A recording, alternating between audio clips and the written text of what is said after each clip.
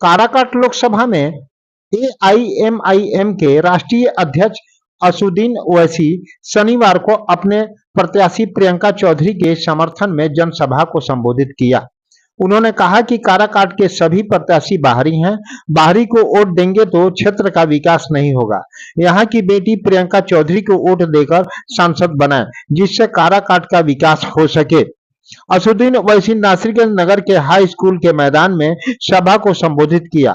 ओवैसी ने कहा कि देश के साथ साथ बिहार में भी मुसलमानों को लूटा गया, उनका वोट लेकर राज किया गया। प्रधानमंत्री नरेंद्र मोदी जी देश में नफरत फैला रहे हैं। वे हिंदू मुस्लिम के बीच नफरत फैलाकर देश पर राज कर रहे हैं। प्रधानमंत्री मोदी जी पर उन्होंने तंज कसते हुए कहा कि कोरोना जैसी महामारी के दौरान हमारे मजदूर भाई बहन काफी दूर दूर से पैदल चल करके आए, क्या इसलिए भगवान ने आपको पैदा किया है? वे औरंगाबाद जिले के अमझर शरीफ मजार पर भी जाकर चादरपोशी कर दुआएं भी मांगी। इनके दौरे ने प्रियंका चौधरी के माहौल में परिवर्तन ला दिया। प्रियंका चौधरी लगातार मेहनत कर रही हैं, जिसमें उनके पति गांधी चौधरी साथ निभा रहे हैं। इंसाफ पसंद लोग प्रियंका चौधरी को पसंद भी कर रहे हैं। नासिरगंज की सभा को एआईएमआईएम के प्रदेश अध्यक्ष अख्तरुल इमाम, राष्ट्रीय अध्यक्ष आदिल हसन, जनरल सेक्रेटरी मोहम्मद आफ्ताब, सऊद आलम, नीतीश चौधरी, मोहम्मद समीर खान, मोहम्मद नौशाद खान, राम दुलारी देवी, परवेज खान सहित काफी संख्या में लोग मौजूद थे। बिहार साथी न्यूज से शमशेद खान की रिपोर्ट। यदि आप फेसबुक पर देख रहे हैं तो चैनल को फॉलो करें। यदि यूट्यूब पर देख रहे हैं तो चैनल को सब्सक्राइब कर बेल की घंटी दबा दें। देखें एआईएमआईएम के राष्ट्रीय अध्यक्ष असदुद्दीन ओवैसी ने क्या कहा। मैं आपके सामने इस बात की गुजारिश करने के लिए खड़ा हूं कि मजलिस इत्तेहादुल मुस्लिमीन ने हमारी बहन मोहतरमा प्रियंका साहिबा को, जो जिला अध्यक्ष भी हैं, वो काराकाट से एमआईएम पार्टी के उम्मीदवार हैं, और मैं आपको बता रहा हूं कि इनकी कामयाबी ये सिर्फ पतंग छाप की कामयाबी नहीं होगी, बल्कि ये सही मानों में सामाजिक न्याय की और सेकुलरिज्म की कामयाबी होगी। और आप जानते हैं कि जितने हमारी बहन के खिलाफ कैंडिडेट हैं, उनका एक का भी ताल्लुक काराकाट से नहीं है। बाहर से आकर मुकाबला कर रहे हैं और इल्जाम मजलिस इत्तेहादुल मुस्लिमीन पर लगा रहे हैं। आप लोग इस बात से जानते हैं कि नबी नगर में एक पार्किंग के मसले के ऊपर 4 मुसलमान नौजवानों को मारा पीटा गया।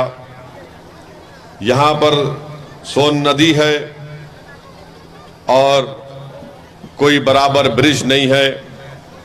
अभी हमारे भाई बता रहे थे कि पाली का ब्रिज टूट गया।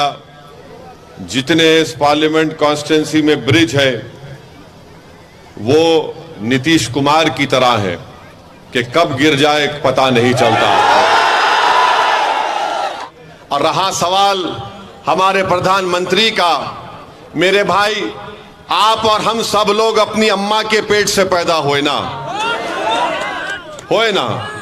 आप और हम सब। अम्मा ने हमको, अल्लाह ने हमको खून के खतरे से एक लुथड़ा बनाया। 9 महीने के बाद अम्मा ने हमको पेट से निकाला, हम पैदा हुए। ये वाहिद शख्स है प्रधानमंत्री जो कह रहा है कि मैं बायोलॉजिकली पैदा नहीं हुआ।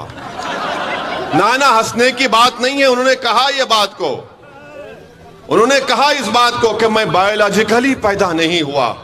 अब आप बताइए, 130 करोड़ जनता का प्रधानमंत्री है और संविधान की दफा 51 ये कहता है कि भारत के नागरिकों को अपने आप में एक साइंटिफिक टेम्परामेंट पैदा करना चाहिए, यानी एक साइंटिफिक सोच पैदा करनी चाहिए। प्रधानमंत्री कहते हैं कि मैं बायोलॉजिकली पैदा नहीं हुआ। सुनिए, अभी आपको समझाना चाह रहे हैं। 2014 में जब आए थे तो कहा था अच्छे दिन लेकर आऊंगा, कहा था ना। फिर कहा था कि भाइयों बहनों 15 लाख डालूंगा। फिर कहा था 2 करोड़ नौकरी दूंगा हर साल। 2014 हो गया, 2019 शुरू हुआ तो मोदी ने कहा मैं आपका चौकीदार, कहा था ना, मैं आपका चौकीदार हूं। फिर चुनाव हो गया तो कहा मैं आपका सेवक हूं, फिर कहा सेवक हूं। अब 24 आ गया तो कह रहे हैं कि मैं बायोलॉजिकली नहीं पैदा हुआ। अब मोदी ये कह रहे हैं कि मुझे खुदा ने, शक्ति ने किसी मकसद के लिए पैदा किया है।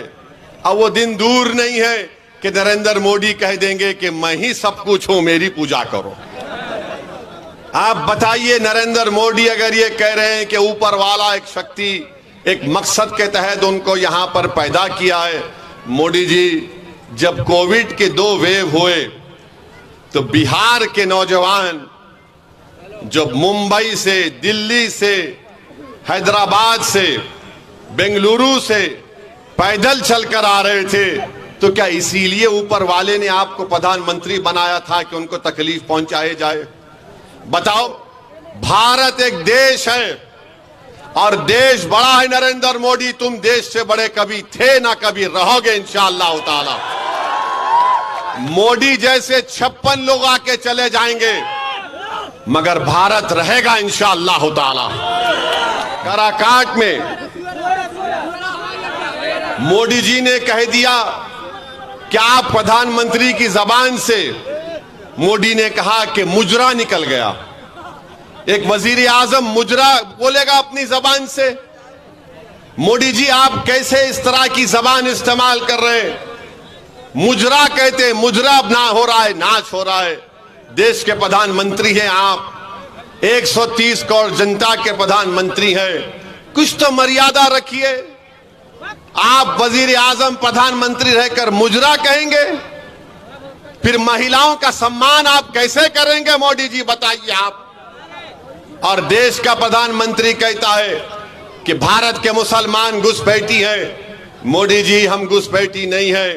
याद रखो मोदी जी, जब देश की आजादी की लड़ाई बिहार में लड़ी जा रही थी उस वक्त तो लड़ने वाले आरएसएस के लोग नहीं थे, चड्डी पहनकर फिरने वाले। लड़ने वाले हमारे बुजुर्ग थे जो जेल की सजाओं को भुगते, अंग्रेजों की लाठियां अपने सर पर खाई, अपना सब कुछ कुर्बान किया और आज हमको घुसपैठी कहती है। मोदी जी कहते हैं कि मुस्लिम महिला ज्यादा बच्चे पैदा करती है। मोदी जी, झूठ है ये। आपकी सरकार का डेटा कहता है कि मुस्लिम महिलाओं का TFR rate, total fertility rate बहुत ज्यादा, सबसे ज्यादा गिरा है।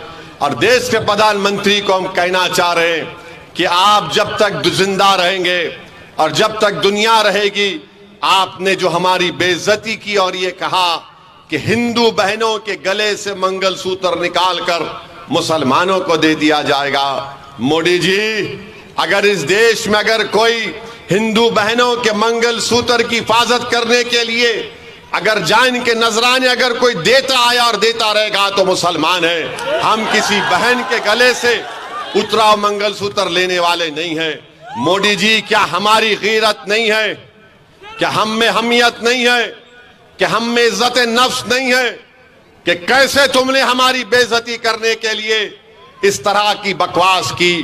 देश की जनता देख रही है, को लागू करेंगे। जब देश की आर्मी में 4 साल मोदी ने ला दिए तो क्या चीज रोक सकती है मोदी को कि युवाओं से कह दो कि CRPF में तुम जाना चाहते हो, तुम BSF में जाना चाहते हो, SSB में जाना चाहते हो, रेलवे पुलिस में जाना चाहते हो, तो तुमको सिर्फ 4 साल की नौकरी मिलेगी। उसके बाद पेंशन नहीं मिलेगा। उसके बाद अगर तुम बीमार पड़ोगे तो गवर्नमेंट के खर्चे पर इलाज नहीं होगा। तुम्हारे रिटायरमेंट के बाद तुम्हारे बच्चों की शिक्षा का इंतजाम नहीं होगा। इसीलिए नौजवानों, युवाओं, मैं तुमसे अपील कर रहा हूं, कि देख समझकर अपने वोट का इस्तेमाल करो। अगर तुम बीजेपी का साथ दोगे तो तुम अपनी बर्बादी को दावत दे रहे हो नौजवानों। अगर दोबारा तीसरी मर्तबा देश का प्रधानमंत्री मोदी बनेगा तो नौजवानों तुम्हारा मुस्तकबिल खराब हो जाएगा, तुम्हारा कोई मुस्तकबिल नहीं होगा। क्या होगा देश में कि मस्जिद और मंदिर के नाम पर लड़ाया जाए, मस्जिद और मंदिर के नाम पर लड़ाया जाए और बीजेपी उस पर अपनी रोटी सेकते रहेगी और सत्ता को हासिल करते रहेगी। इस देश में सबसे बड़ा मुद्दा हिंदू मुसलमान नफरत से ज्यादा बेरोजगारी का है, महंगाई का है। बताओ क्या हो रहा है? ना रोजगार है, ना महंगाई कम हो रही है। और मोदी जी से आप बोलेंगे तो मोदी जी बोले, अगर आप जाकर पूछेंगे बीजेपी आरएसएस मोदी से कि ओवैसी ने अपने भाषण में कहा कि बेरोजगारी बहुत बड़ा मुद्दा है, तो मोदी बोलेंगे वो लाख डाल देंगे, लाख डाल देंगे, उसको लाख डाल देंगे। मोदी जी आपने 500 रुपए की नोट, 1000 रुपए की नोट जो गायब कर दी आपने, उसमें कई छोटे छोटे कारखाने हमेशा के लिए बंद हो गए, फैक्ट्रीज बंद हो चुकी हैं। मगर मोदी को उसकी लाख डालने की फिक्र नहीं है। मगर मोदी जी सत्ता में आने के लिए नौजवानों को यह पैगाम दे रहे हैं। तो मेरी आपसे अपील है कि आप 1 तारीख के दिन सुबह के वक्त में निकलकर अपने एक वोट का इस्तेमाल करिए।